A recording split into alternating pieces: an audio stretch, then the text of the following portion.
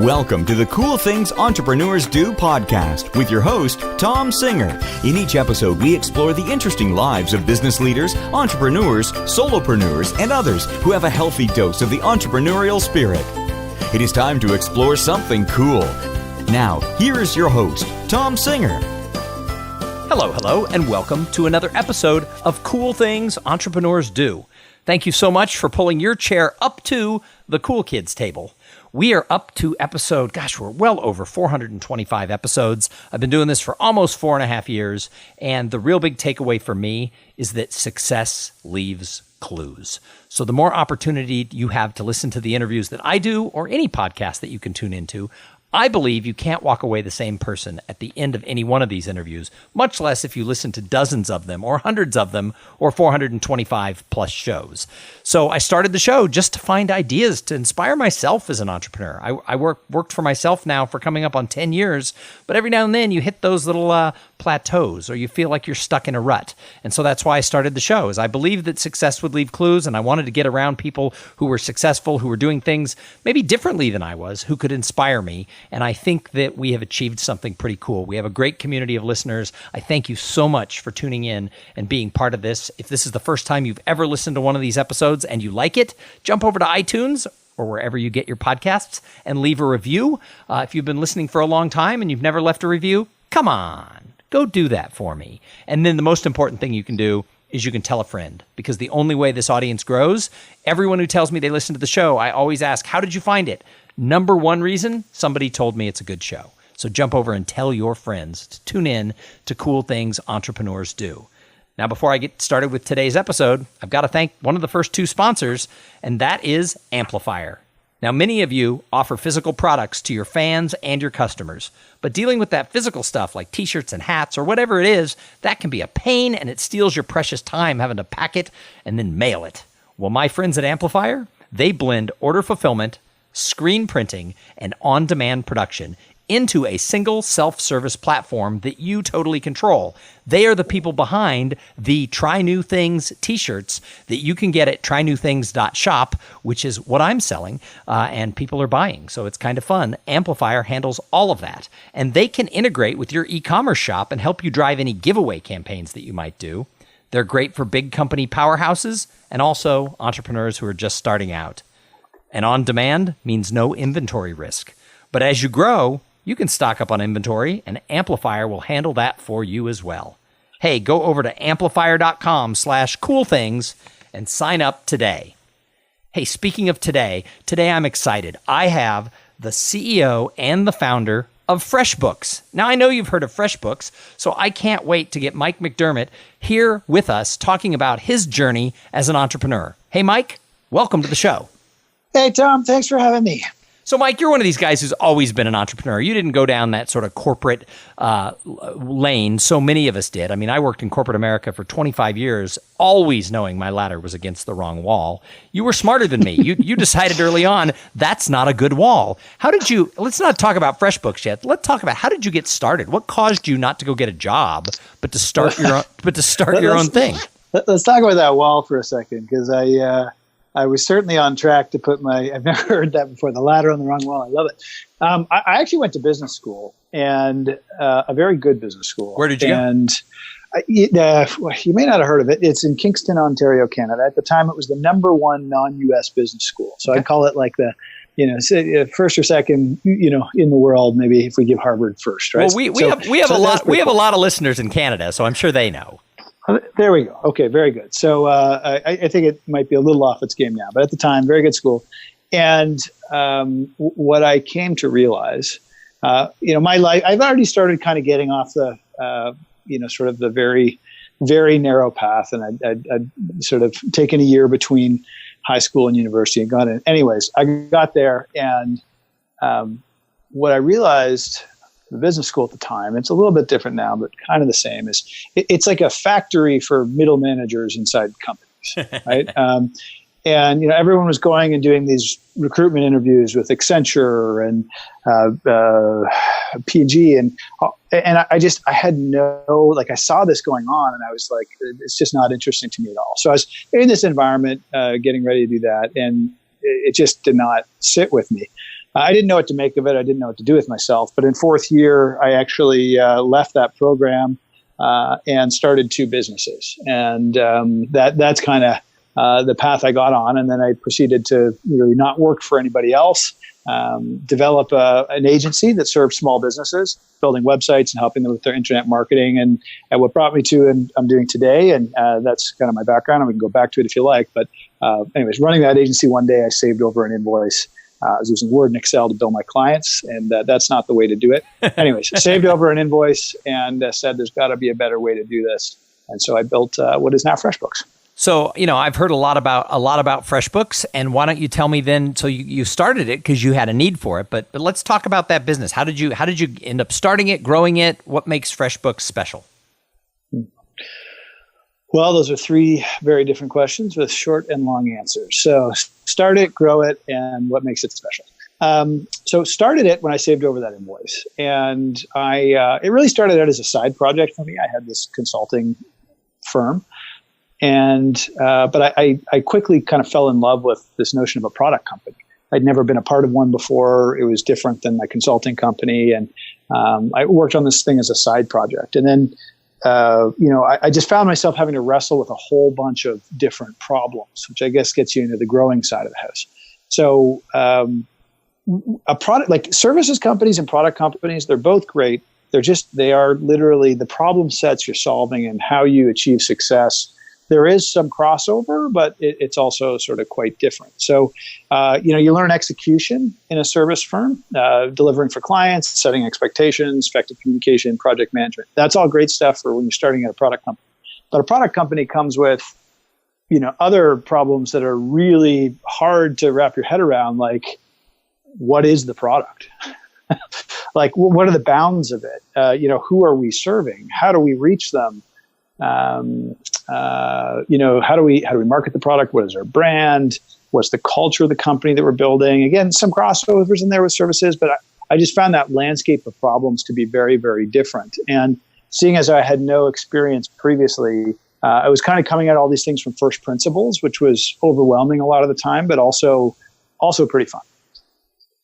So I guess maybe can I answer that last question? Yeah, too? That's where I was going to remind you of that one. Yeah, thank you. So, since starting out, by the way, I was running that consulting firm, saved over that invoice, started this thing, and then moved into my parents' basement, for 3.5 years. We were still running the business out of the basement when I turned 30. Since then, though, like over 20 million people have used the software. Right. And, it's based in the cloud. You get it on your phone and your device. And so what's different about us? And I do think, when you're an entrepreneur and you're building a company, being different really does matter. And so to begin with, we were cloud before there was cloud. So we're very pioneering in having things online. But, as we started to mature and we thought about like what it is we offer to people, we help really with, what FreshBooks is ridiculously easy to use invoicing and accounting software.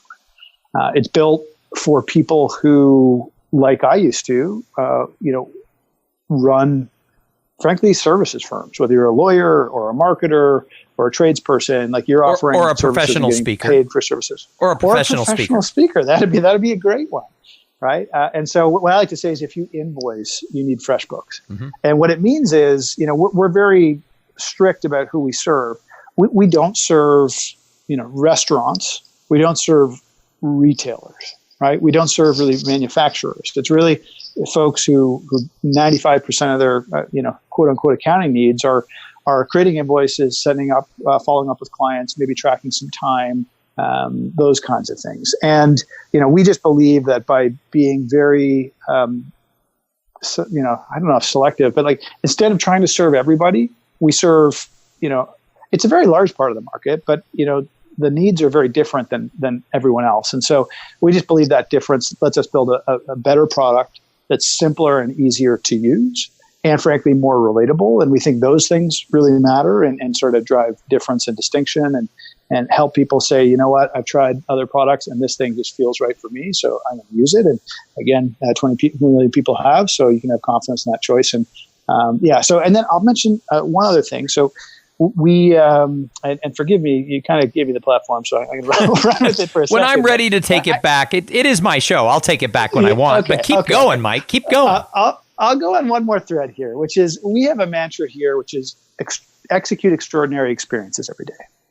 And, what that means is, hey, we believe we're in the experience business. And if we don't get things done, if we don't execute, none of it matters. So you have to execute. We're in the experience business. We believe if you exceed people's expectations, you can do something extraordinary for them. And then they'll tell other people. So, products should kind of market themselves. And that's what we found success with. And then you got to do it every day or you don't get the benefits of all the rest of that hard work you've done.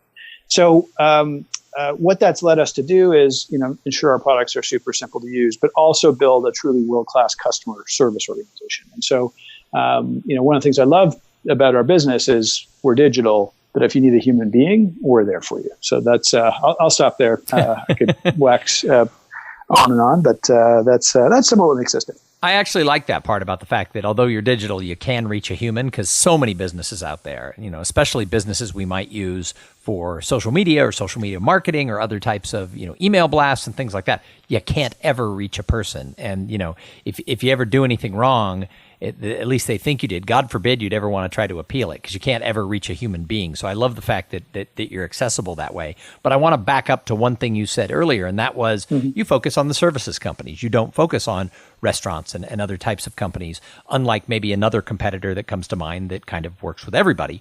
And in a way, that sort of resonated with me, because I was just talking to someone the other day, and my comment was, not everyone who goes to my website and watches my video as a speaker and trainer, some people are going to go, oh, what a yoho.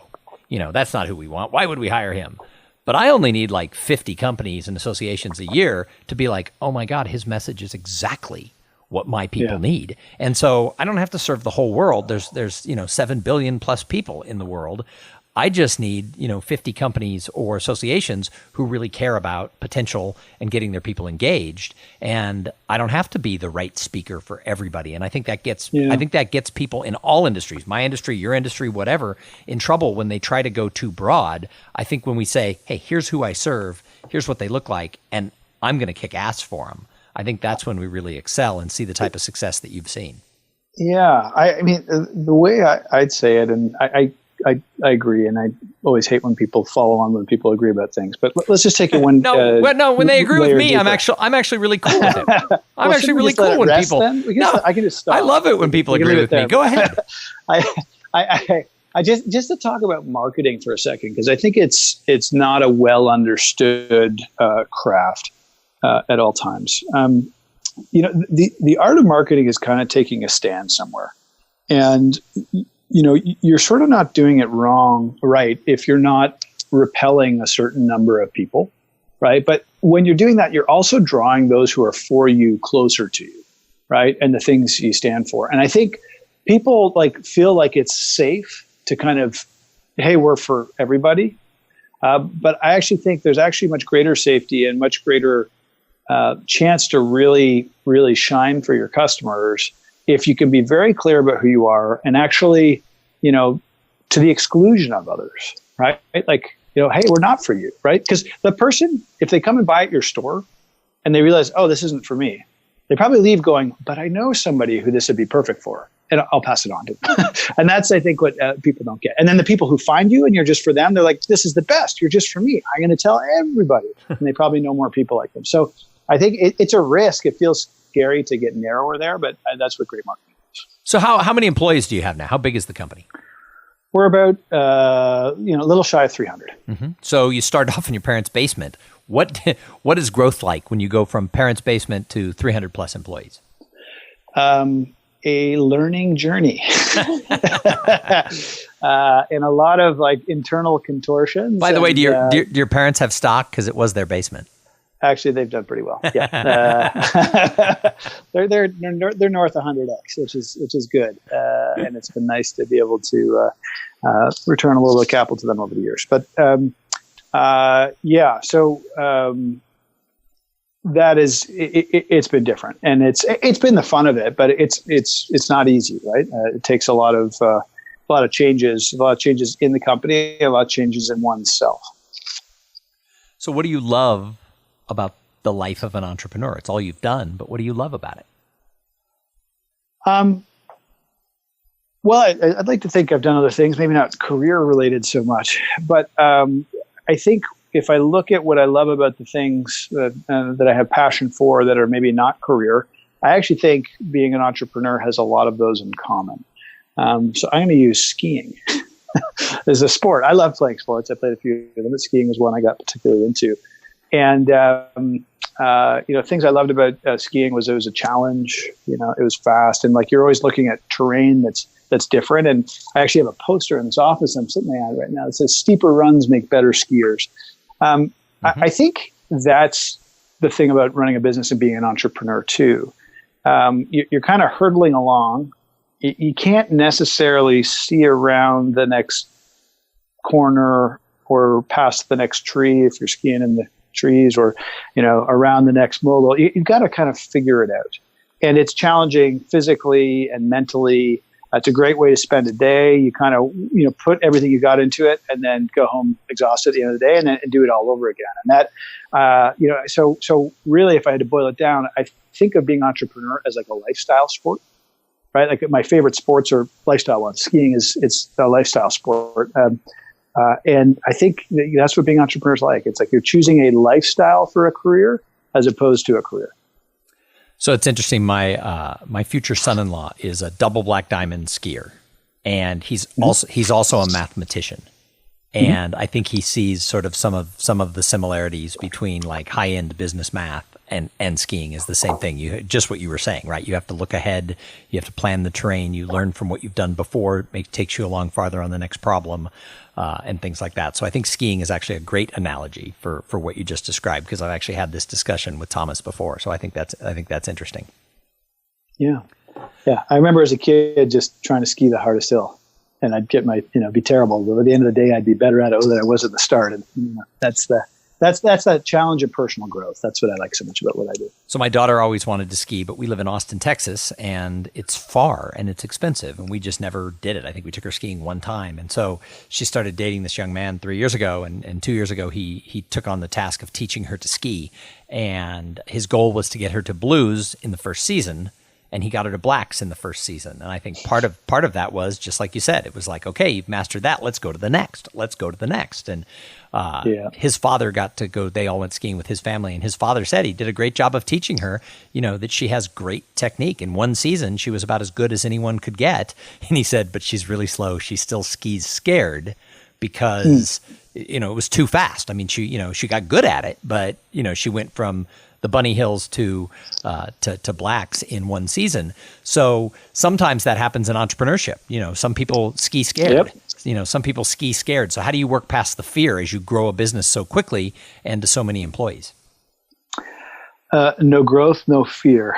No fear, no growth. That they go hand in hand. The goal is not to have no fear. The goal is to actually push yourself to a place of fear, stay there for a while and wrestle it into a place that's, not like, there's kind of like, think of it as like three zones. There's comfort, there's growth, and there's fear. And, when you bite off more than you can handle, take on too much you can do. And we all have this at times in our lives. Like you go into like a fear, dare I say, like anxiety, how am I going to land this plane kind of mindset? And, that's also like inevitably you get to the other side, and maybe you did it really well, or maybe, you didn't, but either way, you're learning and you're growing. Right. And the next time you take on that same thing, it's actually more manageable and you can handle it better. And so, because you grow and you get better at it, and then pretty soon, like that same thing that was incredibly hard the first time, you're kind of bored, you're in your comfort zone, and it's time to like push yourself into that next fear zone. So I actually think that's the habit of it. I've spent, sustained periods of time in fear. And when I mean like quarters, it's not the best, but you're frantically trying to figure out how to do the stuff. And, the other side of that is, wow, I learned a lot. I thought about things in ways that, you go out in the world now and it's interesting. Like there's not that many people who have lived in that place. There are many, don't get me wrong. It's not like I think I'm a special snowflake, but there are also not that many. So I do a program when I go into companies called the Paradox of Potential, because potential is awesome, and we all think we have a lot of potential. And we hire Becky, and we think, oh, she's got so much potential. And then a year later, we're transitioning her out of the company because it didn't work out. But wait, she had potential. And one of the answers, it's a really interactive conversation, and each company we get into different things because every company brings up different things that are about them. But this idea of working past the fear is a constant that comes up in almost every discussion. There's a couple of points that always seem to come up, and I wrote down your analogy of, comfort, growth, and fear of the three zones, because that speaks so much to the research that I'm doing around this. And if you're in your comfort zone, you're stuck. You gotta go beyond that. You gotta try new things. But if you get too far past growth, the fear can be paralyzing for some people, and that is a conversation that comes up all the time. So I'm glad you brought that up. It's that's kind of life, right?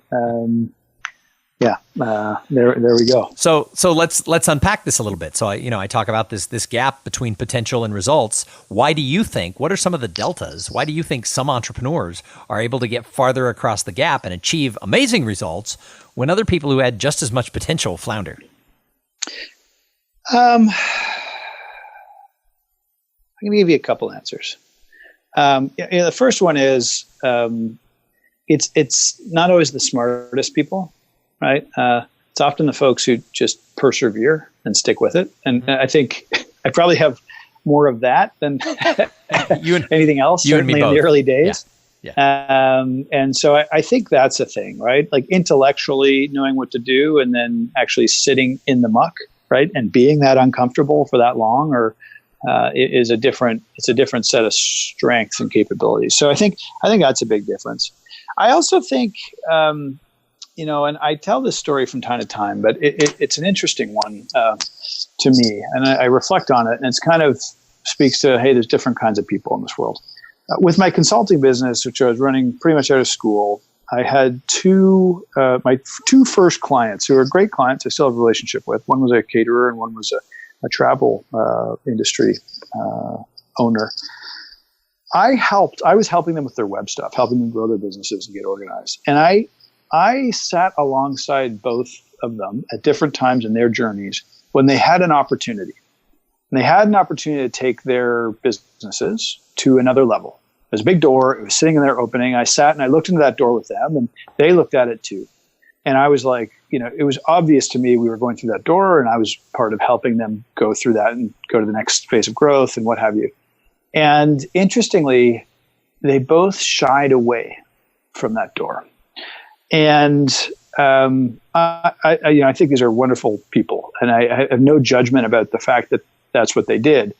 But I think I learned something about myself that day, which is like, I like going through that door, having no idea what's on the other side, realizing it's actually like a trap door and you're falling, and then you got to figure out how to kind of land before you hit the ground or take flight before you hit the ground. And that for me is a lot of fun. And I think there's lots of folks who that is their idea of, a nightmare. Right. Which is, I don't know how to account for it, but I think it's a little bit the difference between an owner and an entrepreneur. And I think those words are not interchangeable, at least to me. And it's, and by the way, I think both are great, right? That's not a one or the other kind of thing. We need both in this world, and they're both to be loved and admired and valued, but it's not the same thing. No, I agree. I won't say who, but I know a person who, always called herself an entrepreneur, but she actually was like sort of an accidental business owner. She started something and then it grew, but she was truly kind of scared of risk and the things that I would put into the entrepreneurial category. That being said, as an owner and founder, she built a great company. So, it's not bad, but I think that there is a fine line between that. Now, I use the word pretty broadly here on the show. I always talk about entrepreneurs, solopreneurs, business leaders, and anyone with the entrepreneurial spirit, because it's that spirit that I really sort of look for. And I can tell just in our short time talking that you've got it in sort of spades. So if someone's listening to this show because they want advice, they want to go do their own thing, or that maybe they're doing their own thing and they want to grow it. They just started it in the basement, but they want to get to 300 plus employees. What advice do you have for entrepreneurs who come to you and say, hey, Mike, how can I build something? Yeah. I think there's, two things that come to mind. One is, you're like, is to remember why you're in it, right? And, if you're in it to make money, I don't think you're going to make it very far, right? You got to be in it for something more than that. And I just love, serving customers and clients. And, in the earliest days in the basement, it was literally customer feedback that kind of got us through and the challenge of trying to figure this stuff out. So I really love that. And which kind of, goes nicely together with the other thing, which is, I think you have to, it's a little like life. And I'm actually probably better with my work than actually like the rest of my life sometimes. But like, I think you need to work at enjoying the ride.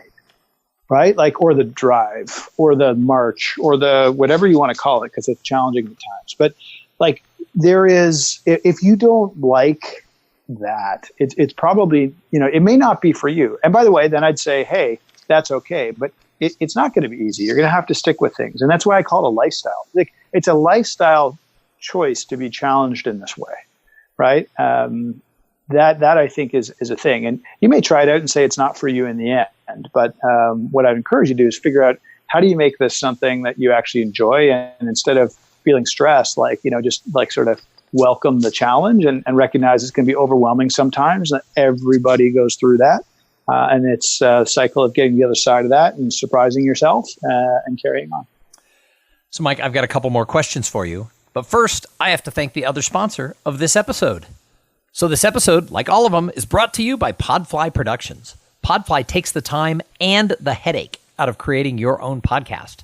They set you up with the right equipment, training, and guidance to ensure that you're going to sound amazing.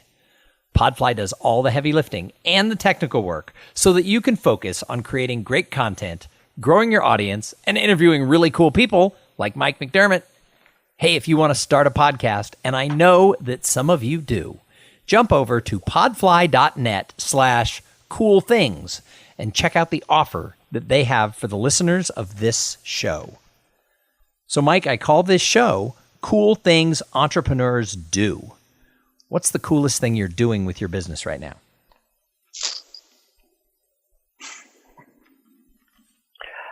So I can give you a right now answer, but, I think we've done a number of things that are really cool over the years.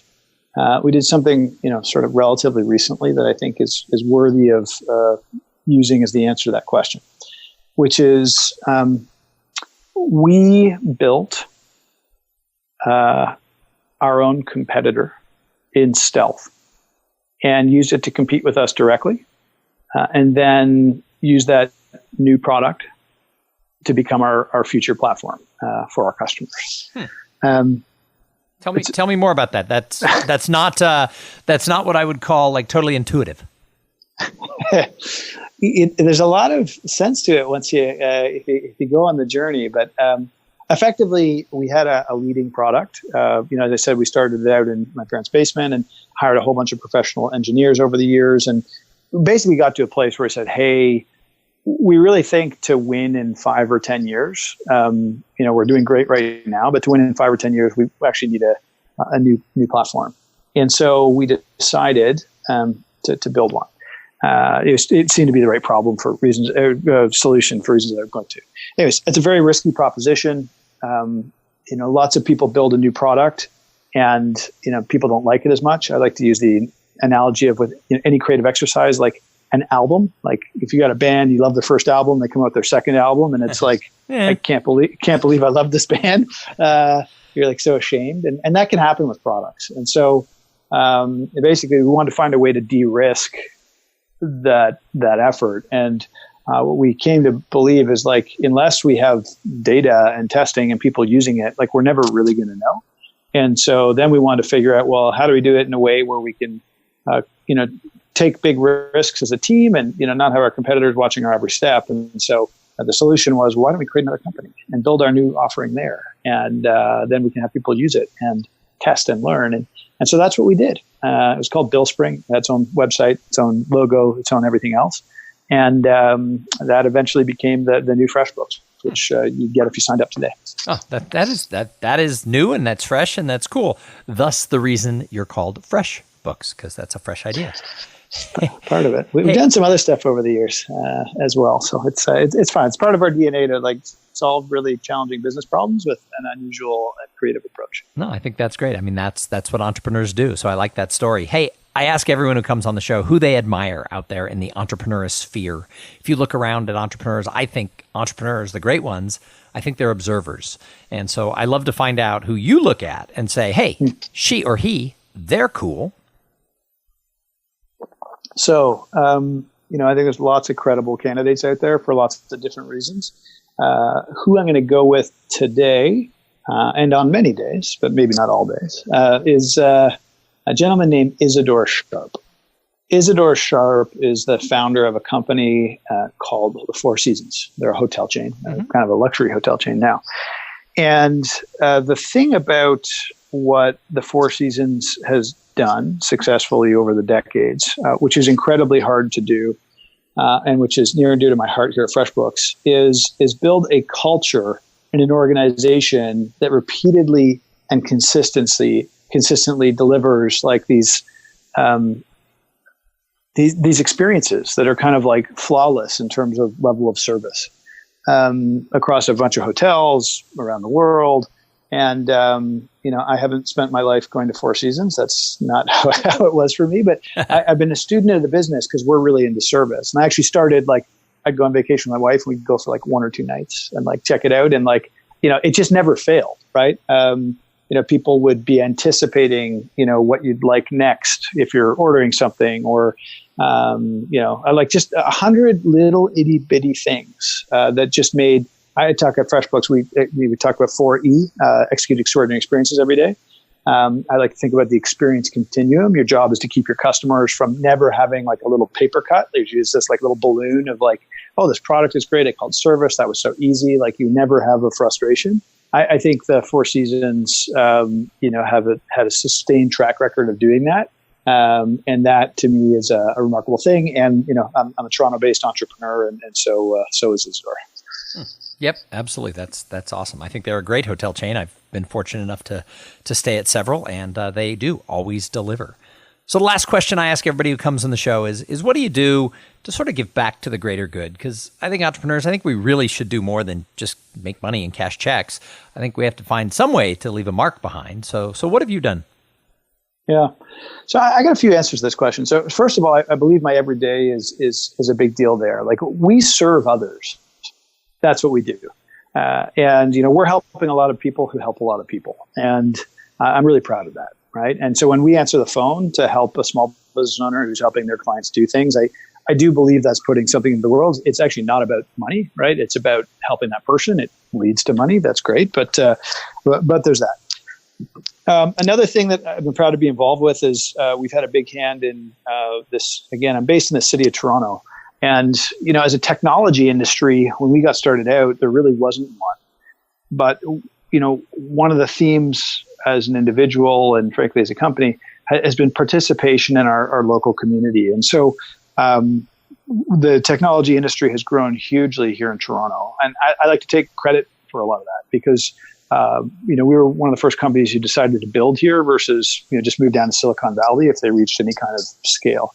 And so people started to believe you could do that kind of stuff here. And then I worked with actually 5 other people, and we founded a conference series and helped bring people from away into town to help develop the entrepreneurial community here. And it was a very successful conference.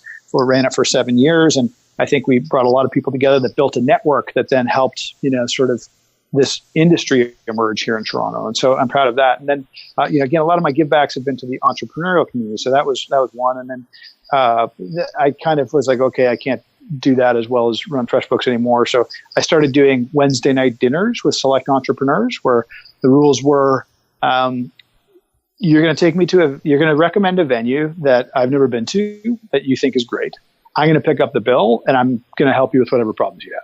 And so I'd meet people, and that was kind of more one-to-one and less scalable, but again, was about building entrepreneurship capacity in our local area. And then finally, this is the last thing and kind of a neat thing about FreshBooks, but everyone at FreshBooks can invest 3 days of their year, sort of paid working days, in frankly community service and things of that nature. And awesome. So we help a variety of local organizations. Like there's a food bank and like a shelter that so we get involved as an organization, helping serve meals and pack boxes and that kind of thing. And then people also have the time to participate in things that are of their own choosing. And so I think what's fun as we build and scale FreshBooks is, hey, we can have impact in our community, both for me as entrepreneurs, but also for folks who are perhaps less advantaged at this time. And that's exciting to me. No, I love all of those ideas, and I love the idea about entrepreneurs who want to learn from you. Going out to dinner with them and going out to venues you've never been to before. I think that one sort of stuck out at me because I get people all the time who are like, hey, can I buy you a cup of coffee? I mean, how many Starbucks can I go to? And I thought, what a great idea. My usual trick is if you want to buy me a cup of coffee, you got to do it at 7:30 in the morning at the Starbucks by my house, which is my way to weed out the people who aren't willing to drive across town. But the reality is I kind of was inspired that maybe I should say pick a coffee shop I've never been to, because Austin has I think if you move to Austin, you have to open a coffee shop now. So I think there's a new coffee shop every day. But I kind of like that idea. That's kind of a cool way to do it. That way you get to explore venues you've never been to, and at the same time you get to help somebody. Yep. So I like that. Well, Mike, thank you so much for coming on and sharing with the listeners of this show. If somebody needs to find out more about you, or maybe they need to sign up for FreshBooks, how do they do that? If you invoice, you need FreshBooks. Check us out at freshbooks.com. Unless you're a restaurant. Get started for free. Unless you're a restaurant. So if you're the catering arm of your restaurant, by all means sign up. But if you're the maitre d' and doing point of sale at tables, probably less for you. Yeah. So they just go to freshbooks.com? That's correct. Awesome. Well, thank you so much. I say it every time, though. The guests are great, but if it wasn't for the audience, we wouldn't have a show. So thank you to everybody who tuned in and listened. I hope that you were inspired by Mike's story. I know that I am. And if you want to reach out and let him know that you listened to the show, drop him a note and say, hey, I heard you on Cool Things Entrepreneurs Do. And at the same time, tune in again. We're going to be back a week from now with another interview with somebody just as cool as Mike. I know you're thinking, how in the world will you do that? But we always manage to pull it off. And then on Tuesday, we'll be back with another episode where I'm talking about what I've learned from all the research that I'm doing on career potential and where people are. So Tuesdays are the shows about potential and growth, and Thursdays are the interviews with great people like Mike. But in the meantime, I'm going to challenge you before the next episode, go out and try something new. If you want different results and you're doing the same thing time after time, you shouldn't be shocked that you're not getting new, fresh results. So try something new. It's every time I try something new, it opens up new doors. And while you're doing something new, make sure that you have a great time doing it. Go out there and have a great day. Thank you for being part of the Cool Things Entrepreneurs Do podcast. Without your participation and listening to these conversations, there is no show. Connect with Tom at tomsinger.com and follow him on Twitter at TomSinger.